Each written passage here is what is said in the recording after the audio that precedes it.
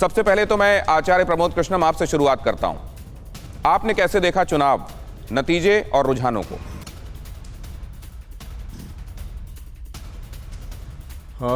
देखिए, जम्मू कश्मीर की जनता ने वोट डालने का जो फैसला किया आतंकवाद के ख़िलाफ़ और उनकी धमकियों के ख़िलाफ़, ये आवाम का एक अच्छा फ़ैसला है।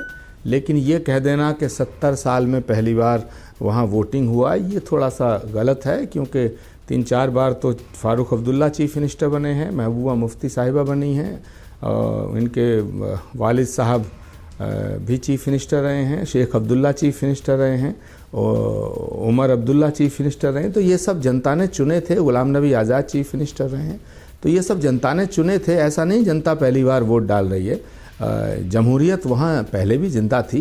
बीच बीच में कभी कभी ऐसे हालात बनते हैं कि मुश्किलात बढ़ जाती हैं और विदेशी ताकतों का हाथ बढ़ जाता है, तो वो तो होता रहता है। लेकिन कुल मिला के मैं इस इलेक्शन को अप्रिशिएट करता हूँ, और जो फैसला आया है, जिस गुपकार को गैंग कहा जाता था, तो उनकी भी जीत हुई है, भाजपा भी बढ़त ली है, तो सबको बधाई। जो जीतने वाले हैं उनको बधाई। अच्छी बात है। हमारे देश का लोकतंत्र मजबूत होना चाहिए, हमारे देश की संवैधानिक व्यवस्था मजबूत होनी चाहिए। सरकार किसी की बने, पार्टी किसी की जीते, किसी की हारे, ये तो डेमोक्रेसी में चलता रहता है। तो मैं दो बातें कह के अपनी बात को ख़त्म करूँगा कि एक तो ये अच्छा दिन है कि इसमें जमहूरियत को ताकत मिली है। दूसरा, ये कहना मैं कतई मुनासिब नहीं समझता हूँ कि पहली बार जम्मू कश्मीर की आवाम ने वोट डाला है, और पहले भी 70 साल में जितनी बार भी हुकूमत पहली बार नहीं डाला है, ये बात वोट से बनी है। लेकिन आपने जो बातें कही हैं उसके कुछ जवाब ले लूं। के शर्मा साहब, जाहिर सी बात, एक अलायंस को गैंग का नाम दिया जाना और पहले यहीं की जनता ने अपने जो लीडर सिलेक्ट किए उनको डिमीन करना, ये ठीक नहीं है। देखिए दिनेश जी, मैं थोड़ा इको हो रहा है, कहिएगा कि इसको ठीक कर देंगे। जो अभी प्रमोद जी ने जो बात कही, मैं उनको थोड़ा सा स्पष्ट कर दूं कि अनुराग जी की बात और उनकी बात में अंतर है। अनुराग जी ने जो बात कही वो ये कही कि पहली बार डीडीसीए का चुनाव 70 साल में वहां पर हुआ है। मतलब पंचायत स्तर के जो स्थानीय निकाय के जो चुनाव हैं, वो उस पर यानी जो जिला परिषद का चुनाव था वो पहली बार हुआ है, और उसके लिए पहली बार वहां की जनता ने वोट दिया है। हमारा ये बिल्कुल सही कह रहे हैं वो कि विधानसभा के वहां चुनाव हुए, लोकसभा के चुनाव हुए, लेकिन जो सबसे बड़ा जो लोकतंत्र का जड़ जहां होता है, वो जड़ है स्थानीय निकाय स्तर पर। उसके चुनाव वहां पर पहली बार हुए और पहली बार उसके वोट पड़े। इसीलिए एक और नई चीज उससे निकल कर आई है इस चुनाव में कि अभी तक जो लीडरशिप वहां पर थी, वो लीडरशिप नेतृत्व का अवसर जो है मिलता है जब आदमी वार्ड लेवल से नेतृत्व खड़ा होता है, पार्षद लेवल पर खड़ा होता है, फिर स्थानीय निकाय के जिला परिषद पर खड़ा होता है।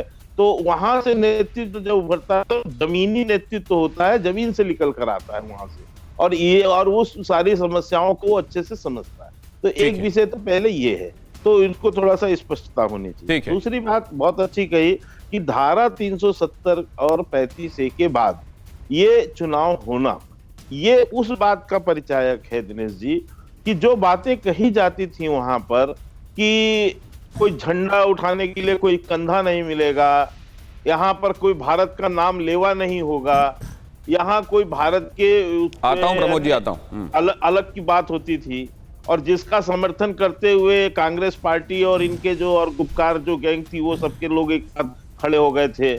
इन लोगों ने यहाँ तक ये किया कि साहब हम तो चुनाव ही नहीं लड़ेंगे। चलिए नटशेल में समझ गए, नटशेल में समझ गए। के शर्मा साहब, आप ये कह रहे हैं कि जो लोग ये कहते हैं कि यहाँ देश का तिरंगा फहराने वाला हाथ नहीं मिलेगा, जो लोग ये कहते हैं चीन ये कह रहा है और चीन को के हवाले कर दिया जाना चाहिए, जो पाकिस्तान से निर्देश लेते हो उनको अगर गैंग ना कहें तो क्या कहें? और ये बात यहाँ पहली बार, यहाँ ठीक है, मैं समझ गया। प्रमोद कृष्णम साहब इसका जवाब भी देना चाहते हैं, लेकिन बाकी मेहमानों का भी रुख करना है। एक राउंड सबके पास हो लूं। एक अहम खबर बताते हुए, जम्मू कश्मीर के डीडीसी चुनाव पर बड़ी खबर है। निर्दलीय उम्मीदवारों की बढ़ सकती है भूमिका।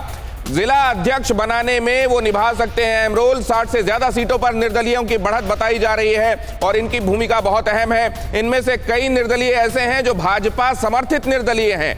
तो उनको भी आप भारतीय जनता पार्टी के साथ टैली में जोड़ सकते हैं। क्या इनकी भूमिका बहुत अहम होगी और क्या ये निर्णायक हो जाएंगे, क्या ये लिमिटिंग फैक्टर या की फैक्टर बन जाएंगे, इस पर सबकी निगाहें रहेंगी। लेकिन पहले वकार भट्टी साहब के पास जाता हूं। वकार भट्टी साहब, आपका ऑब्जर्वेशन, आपका एनालिसिस।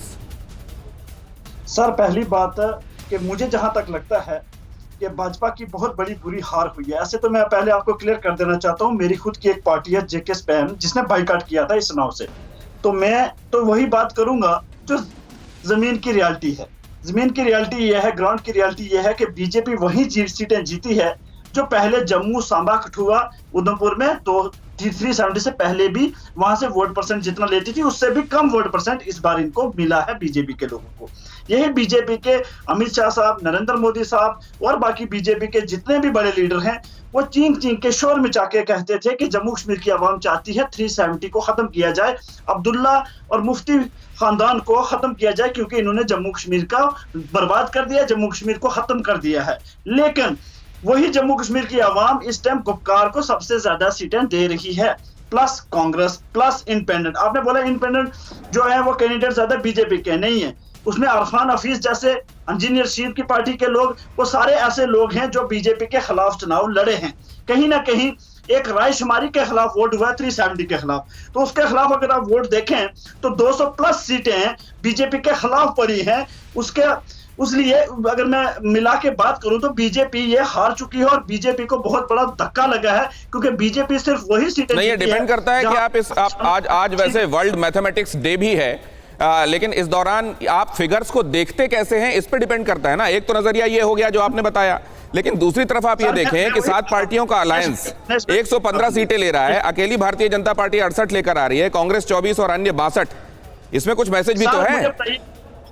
दिनेश भाई, कांग्रेस क्या चाहती है? 370 वापस होना चाहिए। गुपकार क्या कहती है? 370 वापस होना चाहिए। इंजीनियर रशीद की पार्टी क्या कहती है? 370 वापस होना चाहिए। अपनी पार्टी क्या कहती है? 370 वापस होना चाहिए। प्रमोद कृष्णम साहब से पूछ लें, 370 वापस आना चाहिए, ये आधिकारिक रूप से कांग्रेस चाह रही है।